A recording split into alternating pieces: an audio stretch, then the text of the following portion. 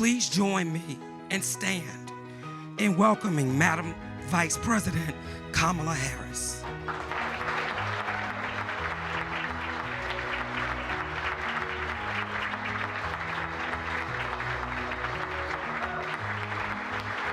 If we see these moments for what they are, the opportunity for really good ideas from people who are not burdened with things as they've been, but have the ability to see things as they can be. And that's the work that everyone here is doing together. Hey there. A little bit of a different video for you today, and if you're wondering why you were looking at clips of the Vice President, well, I'll talk about that for sure in this video. I had the opportunity to do a live streaming event, and the Vice President, along with the North Carolina governor, spoke, and a bunch of other people. So before I get into it though, I just want to say that this video is not a political statement whatsoever. I don't talk about politics or religion or any of that kind of stuff on this channel, so just please keep that in mind.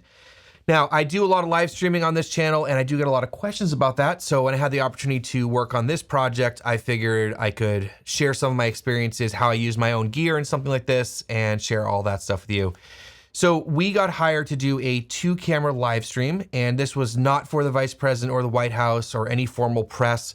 This was for a local organization, so I won't go through all that. So in this video, I want to talk about the gear that we used, camera settings, issues that we came across, because there were a few, and then a little bit of like story time, because it was really interesting working with the Secret Service, and a little bit about the event and how I got the gig. All right, so let's start off by talking about the gear that we used, because it's always fun to talk about the gear.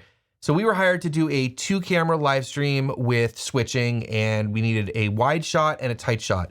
So for the wide angle, we used my Canon R5C and RF 24-70, pretty straightforward. And for the tight shot, we used my buddy Mark's C70 with my RF 100-500.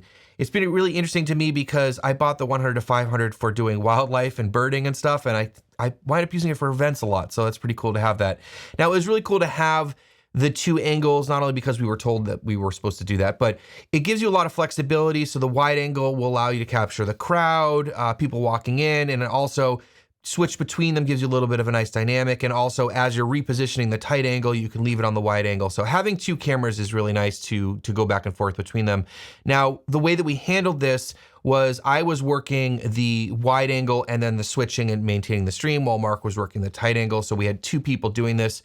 In an ideal world, you'd have someone separately just on each camera, but that's kind of how we rolled. So to do the switching, I used my A10 Mini, which is what I use all the time in the studio here. It's pretty reliable, really nice signal, you know, very clean.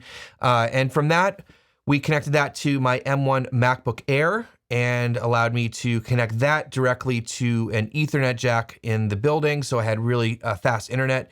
Now, there was a couple other connections that we had to make, but one thing I wanted to do was have a monitor sort of at the desk so that we could both monitor what was actually going out to the program. So what I did is I took the program out from the A10 Mini and hooked that to my Small HD 702 Touch so we could sort of see what's going on.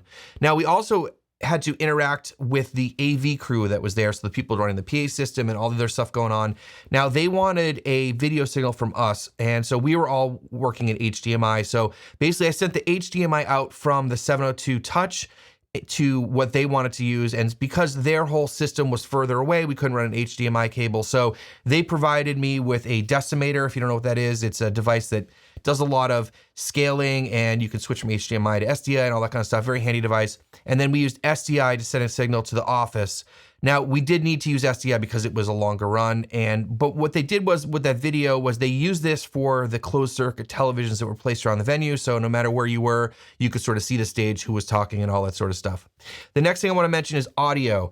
Now, the AV crew was taking care of all the microphones and all the audio. So they provided an XLR feed out of their mixer and what they were sending out to the PA.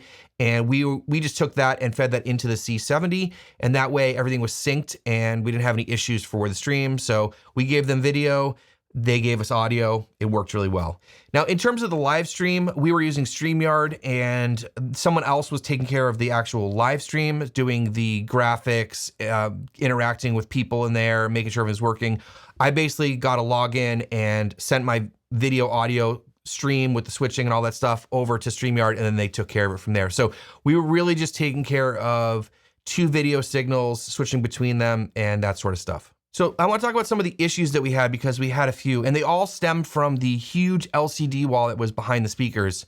Now, the first thing was the fact that the LCD wall was very, very bright. Now, we had a lot of light in the venue, so we weren't really worrying about exposure, but the balance was off. And a lot of the times, the LCD wall was like bright white and super high powered. And so it sort of was backlighting the subject, which wasn't an issue, but it was really hard to capture the amount of dynamic range because we were shooting in a 709 profile. We weren't like shooting in log to capture dynamic range. We were trying to spit this out live.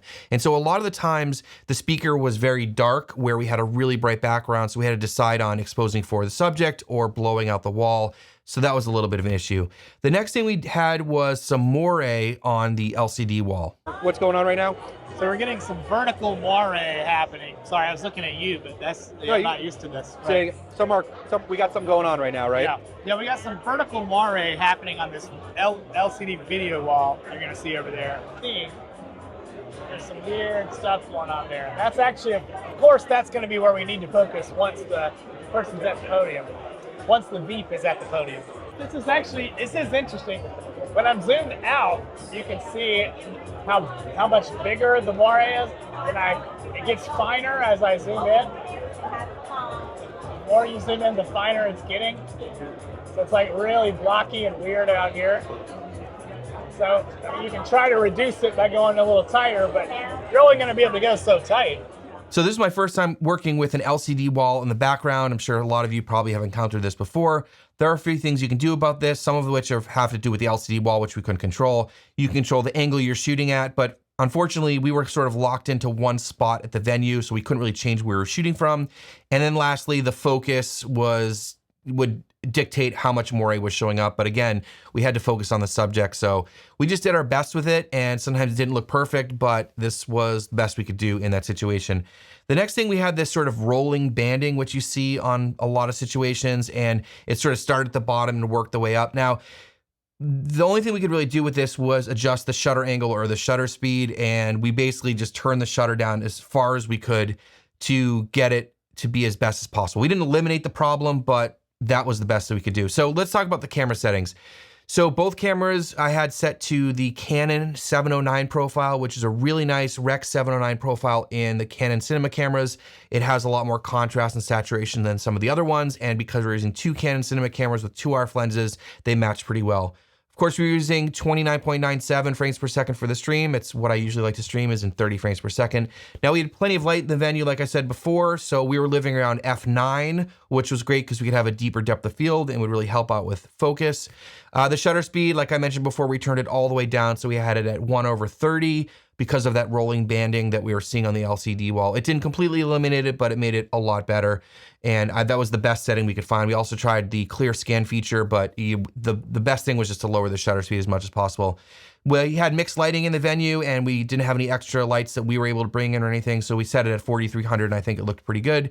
In terms of autofocus, I had the R5C on the wide shot with the RF 24-70. I was using autofocus, but I didn't turn the face mode on.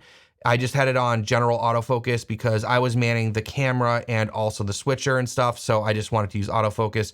Mark was using manual focus on the tight shot with the RF 100-500, so he would make sure that he was focusing on the person, because sometimes it would find like the photo on the background and jump to that and that sort of stuff. So that's how we're handling all the settings on the two cameras. So I want to talk a little bit about working with the Secret Service, because I was really curious about this before the event. I'd never done anything like this before. Frankly, it was kind of like you'd expect from watching movies. There was a lot of men and women in suits with earpieces walking around talking to everybody, and security was really tight and all that kind of stuff. So a lot of people in suits with earpieces. That's kind of how I felt about it. So of course I couldn't film a lot of this stuff for obvious reasons, but we got there really early because we knew it would take a little bit longer to get in, and I didn't want to feel stressed or rushed or any of that sort of stuff. When we came in, it took us a while to figure out what door to go in and who to talk to and all that kind of stuff. Now, we were not, official press, and we didn't have any credentials from the White House or press or anything like that. We're working for basically the local company or group that was putting on this event. So when we came in, they were like, we didn't know what to do with us, but they took all of our equipment. They had the dog come in and sniff everything. They searched everything, and once we were cool, we went in and we were starting to set up, and a gentleman came over and started talking to us and asking questions, and we didn't really have all the answers. It was kind of awkward, but eventually we got him what he needed, and he sort of settled down, and he was like, okay, these guys are just video nerds doing their thing. So shout out to Andrew, who was the Secret Service guy that was kind of in charge of us. This is the best shot we got of him. Of course, we couldn't like film him, but you know what I mean. It was funny because there was a point before we actually started the event where if we wanted to go to the bathroom, that Andrew had to like escort us to the bathroom. He was like kind of our handler because we had to go to a non-secure area. Anyways, once we were settled in and everything was cool, it was not a big deal. But security was really tight, and there were a lot of people in there. Of course, we had the vice president coming, so it was pretty interesting. So if you're just curious about the event and what that entailed, it was put on by a group called NC Invest. Basically a venture capital program, and during the event there were program organizers, leaders in the investment community discussing opportunities for founders, small businesses, and investors. Basically an opportunity for education and networking. It was a pretty cool event. There was some live music, a DJ, there was also an open bar, which was really interesting. Of course, we were working. And also there was like really well catered food, and we did get a chance to try the snacks. They were awesome. There were a lot of speakers. In addition to the vice president, we also had the NC governor, the North Carolina governor, speak to us. So that was pretty cool.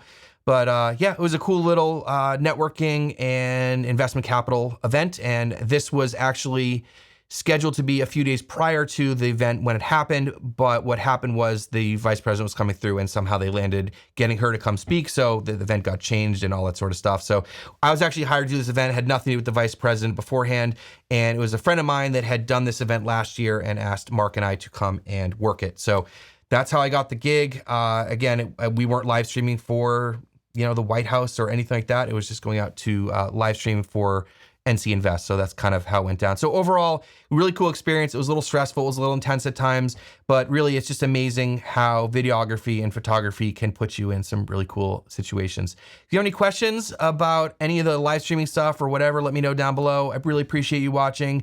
Thanks so much, and we will see you in the next one.